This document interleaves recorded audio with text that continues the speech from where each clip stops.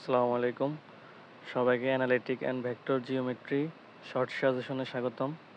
আজকে আমরা একদম খুব স্বল্প কিছু সাজেশন দিব, যেখানে সবগুলো প্রশ্নই প্রায় পরীক্ষায় আসা উপযোগী, আর যেগুলোতে হচ্ছে 95 বা 99% লেখা আছে, এগুলো ধরুন একদম সবচেয়ে বেশি উপযোগী। এগুলো মানে মাস্ট পড়তেই হবে। এগুলো পড়লেও দেখা যাবে যে আপনি এখান থেকে 4-5টা প্রশ্ন পেয়ে যাবেন। তো ওইগুলো আনসার করতে পারলেও পাশ করে ফেলতে পারবেন। তো আমরা আজকে দেখি অ্যানালিটিক অ্যান্ড ভেক্টর জিওমেট্রি সাজেশনটা। প্রথমে হচ্ছে আমরা প্রথম অধ্যায় দেখব। এই যে প্রথম অধ্যায় সবার শেষে হচ্ছে একটা উপপাদ্য আছে, উপপাদ্য নাম্বার 6। এই যে মূল বিন্দু স্থানান্তর না করে অক্ষদ্বয়কে থিটা কোণে আবর্তন করলে যদি X square plus two H X Y plus B Y square equal to zero সমীকরণে রূপান্তরিত সমীকরণ A one X square plus two H one X Y plus B one Y square equal to zero হয়, তবে প্রমাণ করো যে A plus B এবং A B minus H square অচ্যুত রাশি, অর্থাৎ A plus B equal to A one plus B one এবং A B minus H square equal to A one B one minus H one square. এটা হচ্ছে আপনার 99% important. এটা এবার পরীক্ষায় আসার জন্য ভীষণ উপযোগী, তো এটা মাস্ট পড়বেন। এরপরে আমরা দেখি চ্যাপ্টার 1-এর উদাহরণ 8। অক্ষদ্বয়ের অক্ষদ্বয়ের দিক অপরিবর্তিত রেখে মূলবিন্দুকে 1-1 বিন্দুতে স্থানান্তর করলে পরিবর্তিত অক্ষদ্বয়ের সাপেক্ষে এই X square plus B Y plus C equal to zero সমীকরণের রূপান্তরিত সমীকরণ নির্ণয় করো। এরপর হচ্ছে উদাহরণ 18। মূলবিন্দুকে 2-3 বিন্দুতে স্থানান্তর করে অক্ষদ্বয়কে 45 ডিগ্রি কোণে অবর্তন করলে 3x square plus 2xy plus 3y square minus 18x minus 22y plus 50 equal to zero সমীকরণের রূপান্তরিত সমীকরণ নির্ণয় করো। এরপরে উদাহরণ 26 number. 17x square plus 18xy minus 7y square minus 16x minus 32y minus 18 equal zero সমীকরণ হতে এক্স কমা Y এবং এক্স ওয়াই যুক্ত পদগুলো অপসারণ করে রূপান্তরিত সমীকরণ নির্ণয় করো। এই টাইপের একটা প্রশ্ন থাকবেই, তো এগুলো ভালো করে দেখবেন।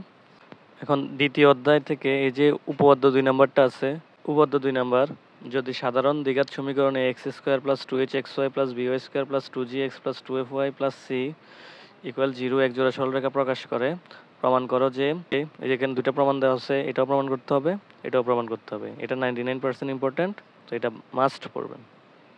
এরপরে উদাহরণ 1 নাম্বার। প্রমাণ করো যে এক্স ও ওয়াই এর সমমাত্রিক দ্বিঘাত সমীকরণ A X square plus two H X Y plus B Y square equal to zero এক জোড়া মূল বিন্দুগামী সরলরেখা প্রকাশ করে।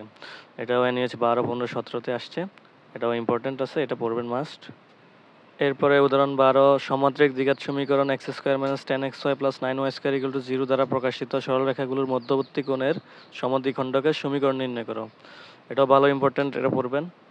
এরপর উদাহরণ 15। দেখাও যে X square plus B Y square equal to 1 conic ও LX plus MY equal to 1 সরলরেখার ছেদ বিন্দুকে মূল বিন্দুর সাথে সংযুক্ত করলে উৎপন্ন সরলরেখা দ্বয়ের যুগ্ম সমীকরণ a minus L square into X square minus 2LMXY plus b minus M square into Y square equal to zero হবে।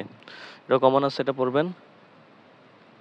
এরপর হচ্ছে উদাহরণ 17। প্রমাণ করো যে X square plus Y square plus 19x plus 4y minus 3 equal to zero এবং 3x plus 4y equal to 1 এর ছেদবিন্দু দ্বয়ের সাথে মূল বিন্দু সংযোগ সরলরেখার দ্বয় পরস্পর লম্ব হবে। এটাও কমন আছে, মোটামুটি পড়বেন।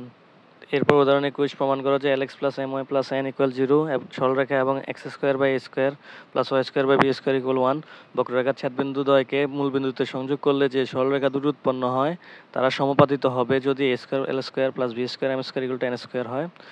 এটা NUS 10, 17-তে আসছে, মোটামুটি ইম্পর্টেন্ট আছে, এটাও করবেন। এরপর উদাহরণ 33। যদি ax to the power 4 plus bx cube Y plus C X square Y square plus DX Y cube plus A Y to the power 4 equal zero দ্বারা প্রকাশিত সরলরেখাগুলো অপর দুটি অন্তর্ভুক্ত কোণের সমদ্বিখণ্ডক হয়, তবে প্রমাণ করো যে C plus six A equal zero এবং B plus D equal zero. এটা দেখেন NUS অনেকগুলো বছর আসছে, এটা অনেক ইম্পর্টেন্ট, তো এটা বাদ দেওয়া যাবে না, এটা ভালো করে পড়বেন। এরপর উদাহরণ 40।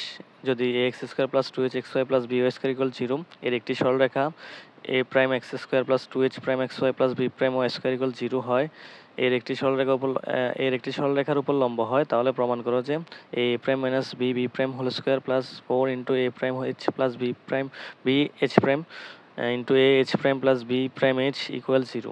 এটাও NUS কয়েকটু সালে আসছে, প্লাস আবার সে ডিউএস আর ইউএস আসছে, তো ইম্পর্টেন্ট আছে, মোটামুটি পড়বেন। এরপর আমরা চলে আসলাম তৃতীয় অধ্যায়ে। তৃতীয় অধ্যায়ের ক্ষেত্রে হচ্ছে আপনার প্রায় ২ টা টাইপের অঙ্ক থাকে। একটা হচ্ছে পরাবৃত্ত আর অন্যগুলো হচ্ছে অধিবৃত্ত, উপবৃত্ত। তো এখানে আদর্শ বা প্রমাণ আকারে রূপান্তর করতে বলছে এখানে। তো এইগুলোর মধ্যে আপনি হচ্ছে জাস্ট খতে পারবেন, খ বিভাগে এগুলো যদি করে থাকেন। পাশাপাশি আর হচ্ছে এই যে উদাহরণ ৫ নাম্বার দেওয়া আছে কি 5x² + 2xy + 5y² + 10x - 22y + 29 = 0 সমীকরণটি কোন কণিক প্রকাশ করে? কণিকটির প্রমাণ আকার বের করো, অক্ষের দৈর্ঘ্য এবং অক্ষের সমীকরণ নির্ণয় করো। এটা ইম্পর্টেন্ট আছে, এটা পড়বেন। এরপরে উদাহরণ ৬ এর এই যে ২ নম্বরটা আছে x² - 5xy + y² + 8x - 20y + 15 = 0 এটার উপর প্রশ্ন কি বলে দিছে? কণিকের প্রকৃতি নির্ণয় করো, এর অক্ষের দৈর্ঘ্য, সমীকরণ ও দিক নির্ণয় করো। এরপর উদাহরণ ১০ কি দেওয়া আছে দেখেন 8x² - 4xy + 5y² - 16x - 14y + 70 = 0 17 সমীকরণটি কোন কণিক প্রকাশ করে? ইহাকে প্রমাণ রূপে রূপান্তর করো। আরও কণিকটির অক্ষের দৈর্ঘ্য, অক্ষের সমীকরণ, অক্ষের ডাল, উৎকেন্দ্রিকতা, শীর্ষবিন্দু, উপকেন্দ্র, উপকেন্দ্রিক লম্বের দৈর্ঘ্য ও সমীকরণ এবং দিকাক্ষ এর সমীকরণ নির্ণয় করো। আসলে এতগুলো প্রশ্ন আপনারা একসাথে দিবে না। এখান থেকে হয়তো ২টা বা ৩টা বের করতে বলবে। যে যতগুলাই প্রশ্ন আসে আপনার এখানে বইতে অনেকগুলো দেওয়া থাকে, কিন্তু এতগুলো আসে না। পরীক্ষায় আপনার ২টা বা ৩টা বের করতে বলে। তো আপনি যদি ধরেন এগুলো সবগুলো বের করতে জানেন, তো আপনার যেটাই আসে সমস্যা নাই, আপনি দিয়ে দিতে পারবেন।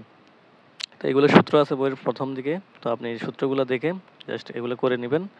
মানে আপনার জানা থাকলে ভালো, আপনি যেকোনো প্রশ্ন আসলেই করে ফেলতে পারবেন। এখান থেকে একটা কিন্তু ১টা বা ২টা মাস্ট আসবে ৩য় অধ্যায় থেকে। এই হয় উপকেন্দ্রিক লম্বের দৈর্ঘ্য বা শীর্ষবিন্দু, উপকেন্দ্র, উৎকেন্দ্রিকতা এগুলা।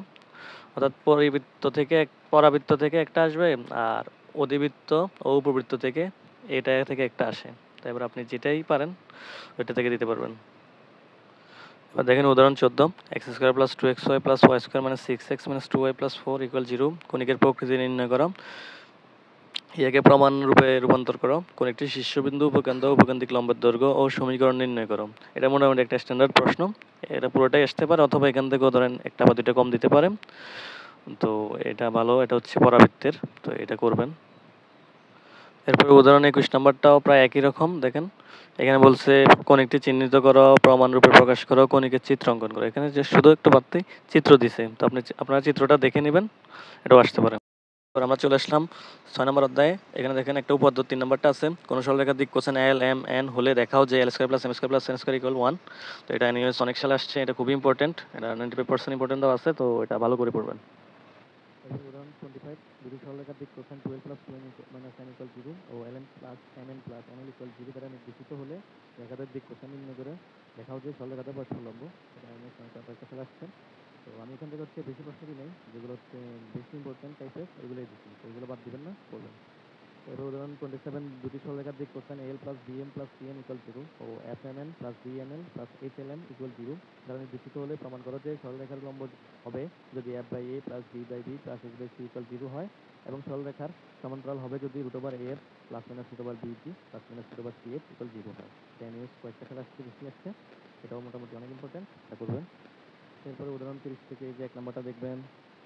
আমরা চলে আসলাম সপ্তম অধ্যায়ে। সপ্তম অধ্যায়ে আপনার হচ্ছে উদাহরণ ১২ নাম্বার 2, 2, 1 এবং 9, 3, 6 বিন্দুগামী এবং 2x + 6y + 6z + 9 = 0 সমতলের উপর লম্ব সমতলের সমীকরণ নির্ণয় করো। এটা নিউজ 18 সালে আসছে, পাশাপাশি অন্যান্য বোর্ডগুলোতে আসছে। তো এটা দেখবেন ভালো করে। এরপর হচ্ছে উদাহরণ 14 নাম্বার 1, 2, -2 ও 3, -2, 6 বিন্দুগামী এবং 2x - y - z + 7 = 0 সমতলের উপর লম্ব সমতলের সমীকরণ নির্ণয় করো। এটা 9 সাল 19 সালে আসছে। এই টাইপের অঙ্ক আসবে। তো এটা যদি না আসে এটা মানগুলো চেঞ্জ করে অন্য অঙ্কগুলো দিবে। তো এটা করবেন ভালো করে। এরপর হচ্ছে উদাহরণ 25 2x + y + 2z + 3 = 0 ও x + 2y - z = 0 সমতলের ছেদরেখাগামী মূলবিন্দু হতে এক একক দূরবর্তী সমতলের সমীকরণ নির্ণয় করো। এটাও মোটামুটি ইম্পর্টেন্ট, এটা করবেন। এরপর আমরা চলে আসলাম ৮ম অধ্যায়। তো এটা আমার হচ্ছে পুরাতন বই, তো আপনাদের উদাহরণের নাম্বারের সাথে হয়তো নাও মিলতে পারে। এই জন্য প্রশ্ন দেখাই দিচ্ছি, আপনারা যাতে আপনাদের বইয়ের সাথে মিলাই দাগিয়ে নিতে পারেন। তারপর এখানে হচ্ছে উদাহরণ 10 দেখাও যে 3x + 4y - z - 7 = 0 সমতলের উপর লম্ব এবং 1, 2, 3 বিন্দুগামী সরলরেখার সমীকরণ x - a/3 = y - 2/4 = z - 3/-1। এটা নিউজ 11, 13, 17 আসছে। এটা অনেক ইম্পর্টেন্ট। এইসব টাইপের অঙ্কগুলো অনেক ইম্পর্টেন্ট, তো এটা করে নেবেন। এরপর হচ্ছে 16 নম্বর উদাহরণ x - 5/4 = y - 7/4 = z + 3 y - 5 এবং x - 8/7 = y - 4/1 সমান হচ্ছে z - 5/3 সরলরেখা দুটি সমতলীয় এবং ওই সমতলের সমীকরণ 17x minus 47y minus 24z plus 172 equal 0। এটা এনিওয়েজ 8 10 তারপর হচ্ছে 17 সালে আসছে, তো এটা খুবই ইম্পর্টেন্ট, এটা দেখবেন। এরপর হচ্ছে উদাহরণ 17 নাম্বার, তো আমি এটা বলতেছি না, প্রায় একই টাইপের, আপনারা একটু দেখে নেন। তারপর হচ্ছে উদাহরণ 26,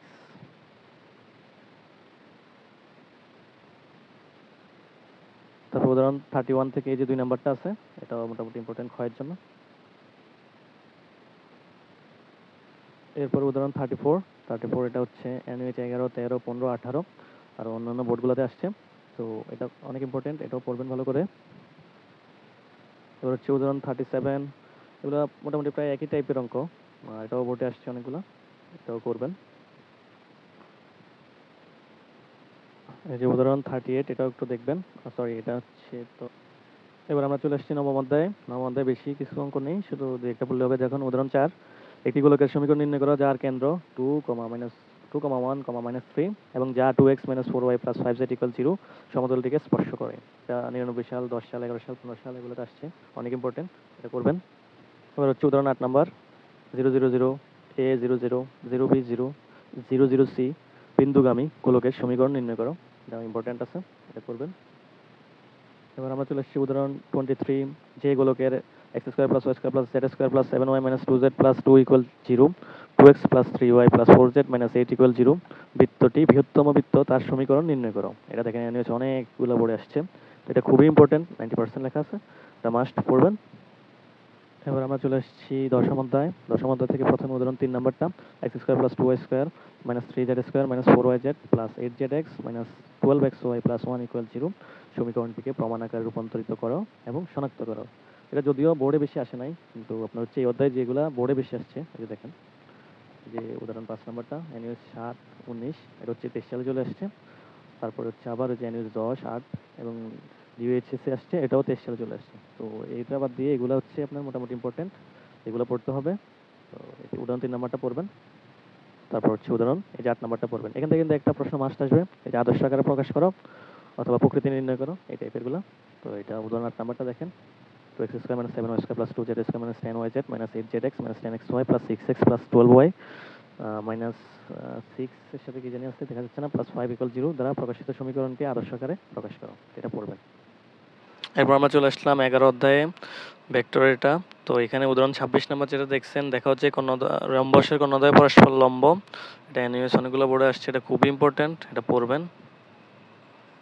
এরপর হচ্ছে এখান থেকে উদাহরণ 35, যে নিচের ভেক্টর দ্বয়ের প্রত্যেকটির উপর লম্ব একক ভেক্টর নির্ণয় করো। এখানে 4টা দেওয়া আছে, 4টা থেকে 4টাই মোটামুটি ইম্পর্টেন্ট, 4টাই করবেন, এগুলা করে ফেলবেন। এবার হচ্ছে উদাহরণ 45 নাম্বার, এই যে 45 নাম্বারটা আমরা 99% ইম্পর্টেন্ট দিয়েছি, তো এটা মাস্ট করবেন। প্রশ্নটা দেখে নেন।